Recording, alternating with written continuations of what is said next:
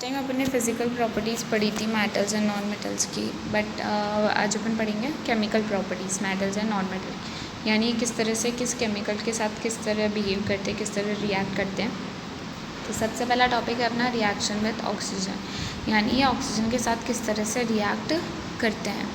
You are familiar with the phenomena of rusting of iron, यानी आप rusting of iron के साथ तो काफ़ी फेमिलियर होंगे कि जंक लग जाता है आयरन में, ठीक है, सबने सुना ही होगा, देखा ही होगा। रिकॉल द रिएक्शन, बट अब इसमें ऐसा क्या होता है, ठीक है। तो वो रिएक्शन अगर हम रिकॉल यानी याद करें, जो हमने क्लास 7 में भी पढ़ी थी कि मैग्नीशियम रिबन को बर्न करने से, मैग्नीशियम रिबन को ऑक्सीजन के प्रेजेंस में यानी एयर के प्रेजेंस में बर्न करते हैं तो क्या होता है, वही रिएक्शन हम यहाँ पढ़ेंगे दोनों। आयरन की जो जंक लगने की रिएक्शन है, दैट इज़ मैग्नीशियम की जो ऑक्सीजन के साथ रिएक्शन है। आयरन की जंक लगने की रिएक्शन जो है, दैट इज़ आयरन जब भी वाटर और H2O के साथ रिएक्ट करता है, ठीक है, यानी जब भी उसको हवा मिलती है और पानी मिलता है, वो जंक लग जाता है, उसमें रस्ट लग जाता है और क्या बन जाता है, आयरन ऑक्साइड यानी Fe2O3, जिसको कहते हैं हम आयरन ऑक्साइड, ठीक है। आयरन ऑक्साइड तो वही होता है, इसी को रस्ट कहते हैं, ठीक है। तो वही यहाँ इस रिएक्शन में बनता है, ठीक है। और दूसरी रिएक्शन जो है हमारी मैग्नीशियम रिबन, जिसको ऑक्सीजन के प्रेजेंस में बर्न किया, उसमें क्या बनता है, मैग्नीशियम ऑक्साइड MgO, ठीक है, मैग्नीशियम ऑक्साइड, यही बनता है उस रिएक्शन में। तो यहाँ पे आप दोनों में क्या देख रहे हो, आयरन की रिएक्शन में बना था आयरन ऑक्साइड, मैग्नीशियम के रिएक्शन में बना मैग्नीशियम ऑक्साइड। तो जब भी हम किसी मेटल को ऑक्सीजन के प्रेजेंस में बर्न करते हैं तो उसमें क्या बनता है, ऑक्साइड्स बनते हैं, उसके ऑक्साइड्स बनते हैं, ठीक है। तो मैग्नीशियम का oxide that is magnesium oxide, iron का oxide that is iron oxide, ठीक है। इससे रिलेटेड एक नीचे रस्ट की एक्टिविटी की, यानी रस्ट कैसा होता है, जंग कैसे लग जाता है, उससे रिलेटेड एक्टिविटी की है। तो रस्ट का नेचर अगर हम चेक करें तो थोड़ा सा रस्ट आप पहले निकाल लो किसी भी आयरन ऑब्जेक्ट से, उसको थोड़ी देर पानी में सस्पेंड करके रखो एंड उसको बहुत अच्छी तरह से शेक कर लो। बाद में जो भी सोल्यूशन आपको मिल रहा है, यानी जो रस्ट को हमने एकदम सस्पेंशन बनाया, उसका शेक किया पानी के साथ, फिर जो उसका सोल्यूशन बन के आया, उस सोल्यूशन को आप ऑब्जर्व करो विद द लिटमस पेपर, ठीक है। यानी लिटमस पेपर के साथ टेस्ट करना है, red litmus paper, blue litmus paper, दोनों के साथ आप उसका टेस्ट करो और पता लगाओ कि वो सोल्यूशन एसिडिक है या बेसिक है, ठीक है। तो यहाँ पे आपको क्या पता चलता है कि जो भी ऑक्साइड बनता है वो एसिडिक होता है या बेसिक होता है। जब भी कॉपर वेसल को, यानी कॉपर के किसी बर्तन को हम एक्सपोज करते हैं to moist air for long, यानी बहुत ज़्यादा देर तक उसे हवा में खुला छोड़ देते हैं, तो उसमें ग्रीन कलर की कोटिंग आ जाती है और वो ग्रीन मटेरियल क्या होता है, वो होता है copper hydroxide, that is CuOH whole twice, इस तरह से इसे लिखते हैं। और क्या बन जाता है, copper carbonate, copper carbonate that is CuCO3। तो जब भी हम कॉपर की किसी चीज़ को हवा में एक्सपोज करके छोड़ देंगे तो ये दोनों चीज़ें बन जाती है, ठीक है। और उसी की रिएक्शन आपको नीचे दे रखी है इसी बॉक्स में कि Cu + H2, यानी कॉपर जब भी H2O की प्रेजेंस में आया और CO2O2, जो भी एयर, दोनों में एयर में दोनों चीज़ें CO2 भी है O2 भी है, तो जब भी वो एयर की प्रेजेंस में और वाटर की प्रेजेंस में आता है, क्या बन जाता है, CuOH whole twice, copper hydroxide और कॉपर कार्बोनेट, ठीक है।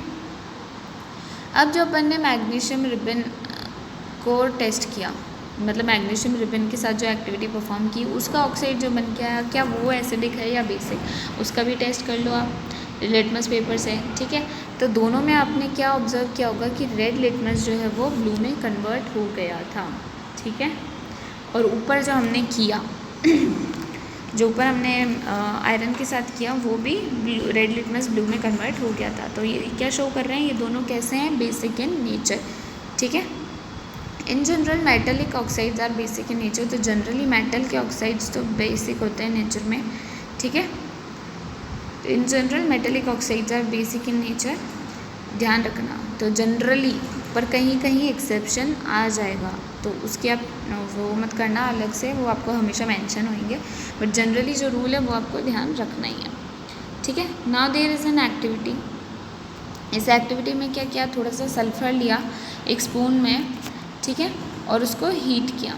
ऐसी स्पून जो यहाँ इस डायग्राम में दिखा रखी है, इस तरह की स्पून लेकर उसमें सल्फ़र को लेकर के हीट किया, या फिर आप ऐसी बना भी सकते हो, किसी कैप पे आप एक ऐसा वायर लपेट दो, ठीक है, तो वो भी ऐसी स्पून बन जाएगी अगर आपको ऐसी डायरेक्ट ना मिले। फिर आपको उसे क्या करना है, एक मेटलिक कैप बॉटल लेनी है जिसका मेटल का कैप हो इस तरह से, और उस पर मेटलिक ये तो यहाँ प्रोसेस बता रहा है, कैप पे वायर लपेट के आप इस तरह से बना लो। और एक ऐसा आपको फ्लास्क लेना है, ठीक है, गैस जार लेना है। अब आप इस जार में जैसे ही आप उस सल्फ़र को हीट करते हो, ठीक है, तो उस जार में क्या होगा, पहले तो उसको आपको कवर करके यूज़ करना है, ये ध्यान रखना, ठीक है, ताकि जो भी गैस सल्फ़र जब बर्न हो अंदर, उससे जो भी गैस निकले वो बाहर नहीं चली जाए एटमॉस्फेयर में, ठीक है। तो थोड़ी देर हीट करना, थोड़ी देर हीट करने के बाद आप स्पून निकाल लेना। स्पून निकालने के बाद उसमें थोड़ी सी पानी क्वांटिटी ऑफ वाटर आपको ऐड करनी है उस जार में, उस टम्बलर में, ठीक है। और जल्दी से पानी ऐड करके जल्दी से ढक्कन को हटा लेना है, उस लीड को जो है कवर कर देना है वहाँ से, ठीक है। शेक द टम्बलर वेल, और इस जार को बहुत अच्छे से शेक कर लेना है आपको, ठीक है। अब जो सोल्यूशन बन के आया, ठीक है, वो सोल्यूशन आपको यहाँ टेस्ट ट्यूब पे ले लेना है। इस तरह से एक टेस्ट ट्यूब आती है, टेस्ट ट्यूब क्या, वॉच ग्लास आती है। इस वॉच ग्लास पे आप ये कलेक्ट कर लोगे पूरा लिक्विड सोल्यूशन जो आपका बन के आया, और उसको आपको फिर टेस्ट करना है कि वो एसिडिक है या बेसिक है। वो लिटमस पेपर से टेस्ट करने पे आपको पता चल जाएगा। तो ऐसे आप जो भी ऑक्साइड्स बन रहे हैं, यहाँ पे भी सल्फ़र बर्न हो रहा है, सल्फ़र का ऑक्साइड बनेगा। तो सल्फ़र का ऑक्साइड आपके मेटलिक एसिडिक आता है या बेसिक, वो आपको टेस्ट करने पे पता चलेगा। टेस्ट करके आपको सबके ऑक्साइड्स का नेचर लिखना है, तो उससे एक जनरल डाटा कैलकुलेट हो जाएगा कि मेटल के ऑक्साइड्स तो बेसिक इन नेचर होते हैं, और नॉन मेटल के ऑक्साइड्स कैसे होते हैं, वो ब्लू लिटमस को रेड में कन्वर्ट करते हैं, इसलिए वो एसिडिक इन नेचर होते हैं। तो सल्फ्यूरस एसिड, यहाँ सल्फ़र को बर्न किया तो सल्फ्यूरिक एसिड बना, वो लिटमस पेपर का टेस्ट किया तो वो क्या निकल के आया कि ब्लू लिटमस पेपर उसे रेड में बदल रहा था। इसका मतलब जो भी ऑक्साइड बना वो किस नेचर का था, वो एसिडिक नेचर का था।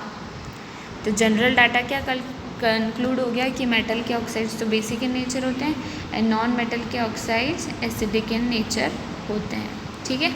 तो ये जनरल डाटा ही आपको यहाँ से कैलकुलेट करना था। इसके लिए हमने काफ़ी सारे एक्सपेरिमेंट्स किया, ठीक है। तो the name of the product form in reaction, अभी अपन ने जो जार वाला रिएक्शन किया उसमें सल्फ़र और ऑक्सीजन बर्न होकर क्या बना रहे थे, सल्फ़र डाइऑक्साइड। उसकी रिएक्शन आपको यहाँ दिया है, SO2 + H2 gives sulphurous acid. जैसे ही उसे पानी में मिलाया, पानी में मिलाते ही वो ऑक्साइड उसने कैसा नेचर शो कर दिया, एसिडिक नेचर, क्योंकि वो एसिड में कन्वर्ट हो गया, सल्फ्यूरस एसिड में, ठीक है। तो ये रिएक्शन थी जिससे हमें पता चलता है कि मेटल किस तरह से ऑक्सीजन, मेटल या नॉन मेटल किस तरह से ऑक्सीजन के साथ रिएक्ट करते हैं, ठीक है। नेक्स्ट आपका टॉपिक है रिएक्शन विथ वाटर। कोई भी चीज़ पानी के साथ किस तरह से रिएक्ट करती है, ठीक है। तो लेट अस सी कि मेटल और नॉन मेटल कैसे रिएक्ट करते हैं। मैंने आपको पहले भी बताया था, सोडियम एक ऐसा मेटल है, ठीक है, बहुत ज़्यादा रिएक्टिव है। ये ऑक्सीजन और वाटर के साथ बहुत ज़्यादा जल्दी रिएक्ट कर जाता है, और जब भी ये मेटल वाटर के साथ रिएक्ट करता है या एयर के साथ रिएक्ट करता है, बहुत ज़्यादा हीट रिलीज़ होती है और बहुत ज़्यादा ये ब्लास्ट टाइप हो जाता है इसमें। इसीलिए हमेशा जो है हम सोडियम मेटल को किस में स्टोर करके रखते हैं, केरोसिन में। इसे पानी में स्टोर नहीं किया जाता है, ठीक है। तो ये पैराग्राफ आपके लिए बहुत इंपॉर्टेंट है, इस पर 100% क्वेश्चन आता है। Now there is an activity. इस एक्टिविटी में आपको क्या करना है, देखो, एक वही ग्लास जार लेना है, टम्बलर, जिस 250 ml का, हाफ पानी भर देना है इसमें। Now carefully cut a small piece of sodium metal. अब उसमें थोड़ा सा, एक छोटा सा सोडियम पीस, आपको पता है चक्कू से ही कट जाता है, इसको कट करके आपको इसमें डालना है। ड्राई पे सबसे पहले ड्राई कर लेना है उसको, एक फ़िल्टर पेपर आता है उसमें रैप करके अच्छे से उसको ड्राई कर लेना है, और उसे एक कॉटन के पीस में कवर करके रख देना है, ठीक है, इस बीकर के अंदर। और धीरे धीरे केयरफुली ऑब्जर्व करना है जैसे जैसे रिएक्शन होती जाती है और एक टाइम बाद रुकती है। आप बीकर को टच करोगे, आपको क्या फील होगा, बीकर बहुत गर्म हो चुका होगा, यानी जैसे ही सोडियम मेटल पानी में डिप होना स्टार्ट होगा, बीकर गर्म हो जाएगा, क्योंकि वो बहुत ज़्यादा हीट रिलीज़ करता है, ठीक है। और अब जो सोल्यूशन बन के आया उसको आपको अगेन टेस्ट करना है कि वो एसिडिक है या बेसिक है, ठीक है। जो भी सोल्यूशन बन के आया है, you observe that sodium reacts vigorously with water, यानी सोडियम बहुत ज़्यादा हैवी रिएक्ट कर जाता है पानी के साथ। कुछ अदर मेटल ऐसा नहीं करते हैं, जैसे आयरन बहुत धीरे धीरे रिएक्ट करता है पानी के साथ। तो मेटल्स पानी के साथ रिएक्ट तो करते हैं, बट सबका पेस यानी स्पीड जो है वो अलग अलग है। और जनरली नॉन मेटल्स तो बिल्कुल भी पानी के साथ रिएक्ट नहीं करते हैं। ऐसे नॉन मेटल्स कौन कौन से हैं? फॉस्फोरस, जनरली नॉन मेटल जो है वो पानी में ही स्टोर किए जाते हैं क्योंकि वो पानी के साथ रिएक्ट नहीं करते हैं। ठीक है, तो ये वाला पैराग्राफ इंपॉर्टेंट है, अंडरलाइन कर रही हूँ मैं, वो भी करते जाना आप। फॉर एग्जाम्पल, लेकिन एक फॉस्फोरस है, बहुत ही रिएक्टिव नॉन मेटल है। ठीक है, एक्सेप्शन है ये, इसका एक्सेप्शन क्या है कि ये एयर के साथ बिल्कुल भी नहीं रह सकता। ठीक है, ये एयर में आते ही आग पकड़ लेता है, इसलिए हमें इसको आग से बचाने के लिए इसे गैस में स्टोर करते हैं, पानी में स्टोर करते हैं। तो ये नॉन मेटल है ही, नॉन मेटल बहुत ज़्यादा रिएक्टिव हो जाते हैं एयर के साथ। ठीक है, तो वही बात थी कि मेटल्स, नॉन मेटल्स जो है पानी के साथ तो इतना रिएक्ट नहीं करते, बट एयर के साथ कभी कभी बहुत ज़्यादा रिएक्ट कर जाते हैं। तो उसी का एग्जाम्पल फॉस्फोरस है, इसलिए हम फॉस्फोरस को वाटर में स्टोर करके रखते हैं।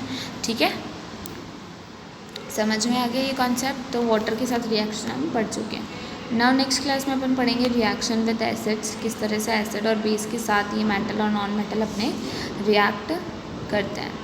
ठीक है, so thank you for today.